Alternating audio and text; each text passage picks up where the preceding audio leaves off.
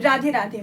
आज का जो हमारे पास क्वेश्चन है वो है क्लास 9th एक्सरसाइज 4.1 का क्वेश्चन नंबर 2। इसमें हमें बोला गया है express the following linear equations in the form of ax plus by plus c equals to 0 and indicate the values of a, b and c in each case. यहाँ पे हमें कुछ लीनियर इक्वेशंस दी गई हैं, उन्हें हमें स्टैंडर्ड फॉर्म यानी कि इस फॉर्म में ax प्लस में by प्लस में c इक्वल्स टू 0 के फॉर्म में लिखना है, एक्सप्रेस करना है। उसके बाद हमें a, b और c की वैल्यूज ही बतानी है, ठीक है। तो सबसे पहले हम स्टार्ट करते हैं फर्स्ट पार्ट से। यहाँ पे हमें दिया है 2x प्लस में 3y इक्वल्स टू 9.35। अब हमें इसमें क्या करना है, हमें पता होता है कि x जो है a जो है वो x का मल्टीपल है, मतलब यहाँ पर 2 जो है वो a है और ये x का मल्टीपल है। b जो है वो y का मल्टीपल है, तो यहाँ पे 3 हो गया y का मल्टीपल, मतलब b जो है वो 3 है।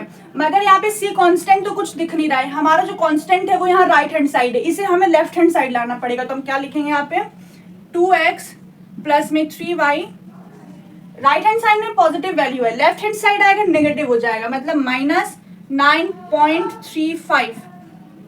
क्वेश्चन में 5 के ऊपर बार लगाया हुआ है, तो हम यहाँ पर भी बार लगाएंगे।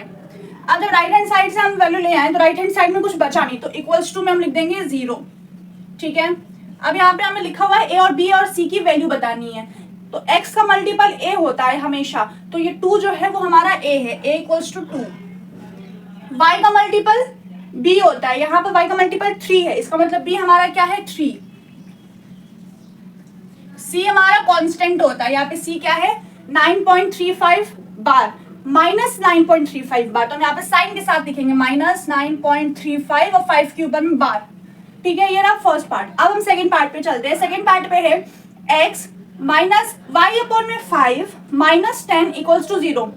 ये हमारा equals to 0 right hand side है, मतलब हमें x का मल्टीपल y का मल्टीपल और कांस्टेंट एक साथ हमें दिया हुआ है। तो अब हमें क्या करना है, हम इसको इस तरह से लिख सकते हैं, x के साथ कोई मल्टीपल में नहीं है, मतलब 1 मल्टीपल में होगा, 1 को किसी से भी मल्टीप्लाई करो तो 1 ही रहता है, ठीक है। उसको लिखो या ना लिखो कोई फर्क पड़ता नहीं है। तो यहाँ पे हम लिख सकते हैं 1x माइनस, यहाँ पर है y में 1 अपॉन में 5, ठीक है, y अपॉन में 5 है, तो इसको हम किस तरह से लिखेंगे 1 अपॉन में 5 के साथ में y, मल्टीप्लाई करोगे तो y बाई 5 ही आएगा, माइनस में 10, ठीक है, और इक्वल्स टू में 0। ये रहा हमारा स्टैंडर्ड फॉर्म। अब हम यहाँ पर a क्या लिखेंगे, x का मल्टीपल क्या है 1, यहाँ पे a हो गया 1, y का मल्टीपल क्या है हमारा, वही होगा b, y का मल्टीपल है 1 अपॉन में 5 माइनस 1 अपॉन में 5, तो यहाँ पे लिखेंगे माइनस 1 अपॉन में 5। c का मल्टीपल में क्या है यहाँ पे कांस्टेंट जो कि है माइनस 10, तो यहाँ पे हम लिखेंगे माइनस 10। सेम हम थर्ड पार्ट करेंगे, इसमें क्या है minus 2x plus 3y, 6 right hand side है, लेफ्ट हैंड साइड आएगा माइनस का 6 हो जाएगा, इक्वल्स टू में 0। अब यहाँ पर a क्या है हमारा माइनस का 2, b क्या है प्लस का 3 और c क्या है माइनस का 6।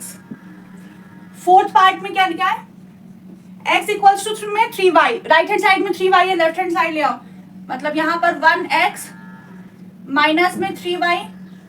अब यहाँ पर हमें कोई कांस्टेंट वैल्यू दी नहीं गई है, तो जब कोई कांस्टेंट नहीं है इसका मतलब कांस्टेंट की वैल्यू 0 है। अगर यहाँ पे कुछ होता तो कोई ना कोई नंबर होता, लेकिन यहाँ पे कोई कांस्टेंट वैल्यू नहीं है, इसका मतलब कांस्टेंट वैल्यू की जो कांस्टेंट नंबर है वो हमारा 0 है, उसकी वैल्यू 0 है, तो यहाँ पे हम लिखेंगे प्लस में 0। ये हमारा कांस्टेंट है जो कि यहाँ पे नहीं दिया है, इसलिए हमने इसको 0 लेट किया, इक्वल्स टू में 0। तो यहाँ पर अब हम a क्या है हमारा 1, b क्या है हमारा माइनस का 3 और c क्या है हमारा 0। तो ये पहले के 4 पार्ट थे, अभी इसके 4 पार्ट और हैं, बट बोर्ड पे जगह कम थी इसलिए मैंने सिर्फ 4 पार्ट अभी किया है। अभी आप इसे नोट कर लीजिए, मैं इसे रफ करके बाकी के 4 पार्ट का सोल्यूशन अभी दूंगी आपको। बाकी के जो पार्ट है वो ये हैं, तो पहले हम 5th वाला पार्ट सॉल्व करेंगे। यहाँ पे देखिए 2x इक्वल्स टू में माइनस का 5y है, माइनस 5y को हम राइट हैंड साइड ले आते हैं, तो यहाँ सोल्यूशन में हम क्या लिखेंगे 2x प्लस 5y, क्योंकि इधर में माइनस में था, इधर आया तो प्लस हो गया। यहाँ पे अगेन कोई कांस्टेंट वैल्यू नहीं है, तो हम यहाँ पे लिखेंगे प्लस का 0 इक्वल्स टू में 0। यहाँ पर अब a की वैल्यू 2, b की वैल्यू 5 और c की वैल्यू 0, ठीक है। ये इसका पार्ट का सॉल्यूशन हो गया। 6 पार्ट में क्या है 3x प्लस में 2 इक्वल्स टू 0। यहाँ पर हमें y की वैल्यू नहीं गिवन है, x की वैल्यू है, x का मल्टीपल है, कांस्टेंट है, लेकिन y नहीं है। y की जगह भी हम लिखेंगे 0, y नहीं है इसका मतलब 0 होगी उसकी वैल्यू। यहाँ पे लिखेंगे 3x प्लस में 0 प्लस में 2 इक्वल्स टू 0।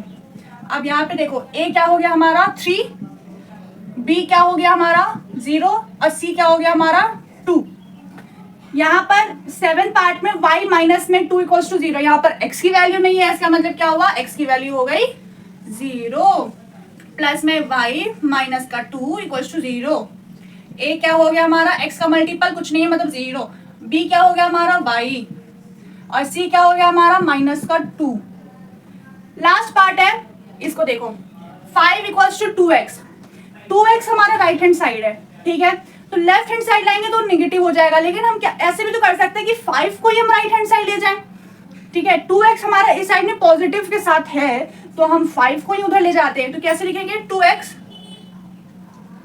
प्लस में 0, क्यों, क्योंकि यहाँ पे y का तो कुछ है नहीं, y का कोई मल्टीपल है नहीं, तो y हमारा क्या हो गया 0। यहाँ पे आ गया 5 कांस्टेंट का, तो ये हो जाएगा माइनस का 5, क्यों, क्योंकि 5 को ही हम राइट हैंड साइड ले गए थे, इस साइड क्या बचा 0, ठीक है। तो ये हमारा स्टैंडर्ड फॉर्म, इसमें आ गई हमारी a की वैल्यू 2, b की वैल्यू 0 और c की वैल्यू माइनस का 5।